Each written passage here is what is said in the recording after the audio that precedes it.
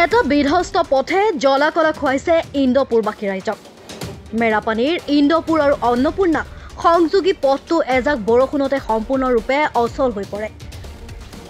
সদাব্যস্ত পথটোৱেদি দৈনিক স্কুলৰ ছাত্ৰ ছাত্ৰীৰ লগতে শ মানুহ অহা যোৱা কৰে। স্থানীয় ৰাইজৰ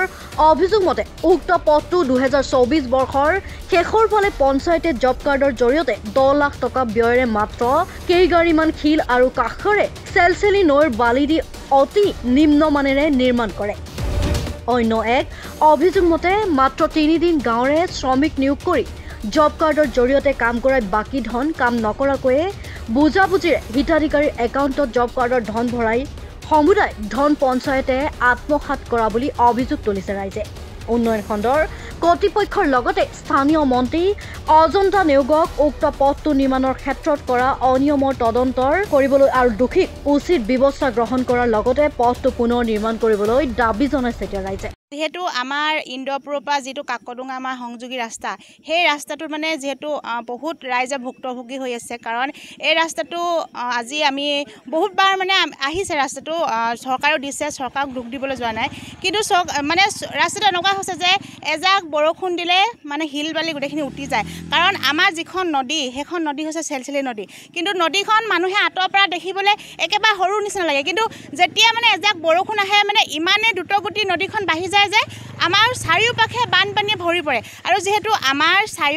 আমাৰ যিখন মানে নদী আছে আঁতৰত, কিন্তু এই খালেদি মানে আমাৰ এখন নদী নিচিনাকৈ বৈ গৈছে আৰু নদী আহিছে, কিন্তু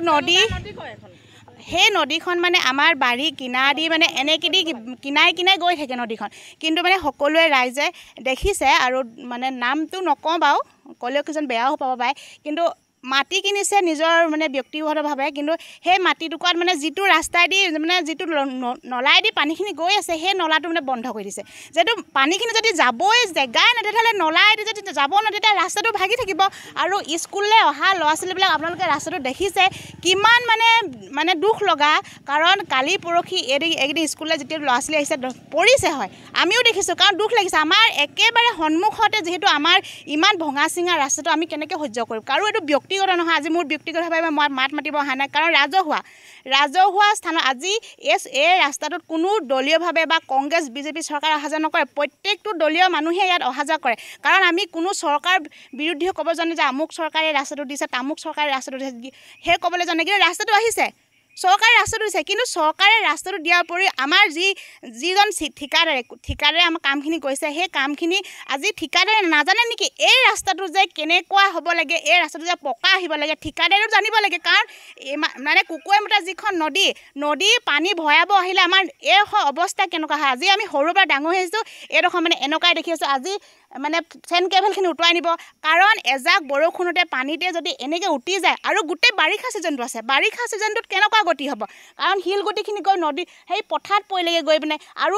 বালি দিব, বালিখিনি চেলচেলি পানী দিব, বালিখিনি উটুৱাই নিব। আৰু এই ৰাস্তাটো ঠিকাদাৰে মেইন বুজি পাব লাগে যে এই ৰাস্তাটো কেনেকুৱা কৰিলে উচিত হয়, কাৰণ এই ৰাস্তাটো পকা দিব লাগে আৰু ব্লক দিব লাগে। আৰু এটা কথা বুজি নাপাওঁ, আমাৰ এই চাৰিআলিৰ পৰা মাত্ৰ এইখিলৈকে 1.5 কিলোমিটাৰ 2 কিলোমিটাৰ হ'ব, আৰু ৰাস্তাটো মানে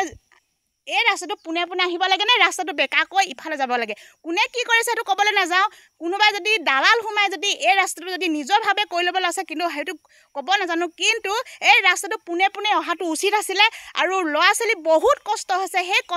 সেই দুখ দেখিলে আমিও সহ্য কৰিব নোৱাৰোঁ, কাৰণ আমাৰ একেবাৰে মুখৰ আগৰ ৰাস্তা, আৰু ঠিকাদাৰে বুজি পাব লাগে। আৰু যদিও ৰাস্তাটো আহে, আমি এইবাৰ আমাৰ গাঁৱৰ ঠিকাদাৰ কোনো পধ্যে আমি ল'ব নোৱাৰোঁ। চৰকাৰে যদি আমাৰ ৰাস্তাটো দিয়ে সম্পূৰ্ণ কৰি দিয়ে, পকা দিয়ক, নহ'লে ব্লক দিয়ক, কিন্তু আমাক আৰু চেনকেভেল বালি এইবিলাক একো আমাৰ প্ৰয়োজন নাই। আজি আমি এই ৰাস্তাৰ কাৰণে এই নিচলাই মতা হৈছে, কাৰণ কিনো গাঁৱৰ গোটেই ৰাইজবোৰ ওলাই আহিছে, আৰু গোটেই আমাৰ সৰু ল'ৰা ছোৱালীবোৰ স্কুললৈ যাব পৰা নাই, ৰাস্তাত গোটেই বানপানী হৈছে। গোটেই আমি এই ব্লক ইটা দিব লাগে, এই ৰাস্তাটো আমাক পকা লাগে, আৰু কাষে নদী খানি আমাক আগৰ লুঙা উলিয়াই দিব লাগে আজি যদি আমি স্কুললৈ ল'ৰাটো উলিয়াই দিওঁ ল'ৰাটো আজি স্কুলত পাৰ কৰি দিব নোৱাৰোঁ এই ৰাস্তাটো যদি পানী হয় আমাৰ ল'ৰা ছোৱালীবোৰ স্কুললৈ কেনেকৈ আহিব যদি আমাৰ এই ৰাস্তাটো আজি জব কাৰ্ডে কৰি দিলে জব কাৰ্ডে কিনো কৰিলে মাত্ৰ 3 দিন কাম কৰিলে সমাধা কৰিবই নোৱাৰিলে আমাৰ আজি পানী আহি গোটেই ঘৰ দুৱাৰ বুই গ'ল আৰু চৌকে আহি লৈ গোটেই টুলুং টুপুং গৈ আমি ভাত পানী ৰান্ধিবও পৰা নাই প্ৰত্যেকটো মানুহৰ ঘৰতে সোমাইছে সেইখিনি আমাক ৰাইজে দেখিছেনে নাই পানীটো আমাক কেনি যাব লাগে এতিয়া পানী নদী আমাক খোলা দিব লাগে এতিয়া আগৰ যিফালে গৈছিলে সেইফালে যাব লাগে পানীটো নলা বন্ধ কৰি দিছে এতিয়া পানীটো আমাক কেনি যাব ৰাইজতো প্ৰত্যেকৰ সমস্যা হৈছে নহয় নলাটো বন্ধ কৰিছে ৰাইজে যিকণ মাটি কিনি লৈছে সেইকণ মাটিকণ ভেটি নিজৰ চৌপাশে পানীটো বৈ গৈছে সেই মাটিকণে পানী ভেটি আকৌ ৰাইজৰ বন্ধ কৰি দিছে পানী এতিয়া কোনফালে যাব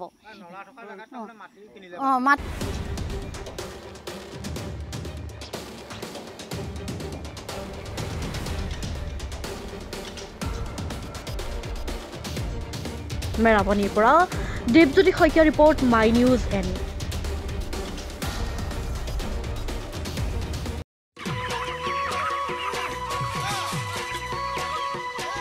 অতি কম দিনতেই একোটা এনেকুৱা হৈ যায় মই যে বিয়মৰ দানা খুৱাওঁ আপোনালোকেও বিয়মৰ দানা খুৱাওক আৰু কম দিনতেই অধিক মুনাফা লাভ কৰক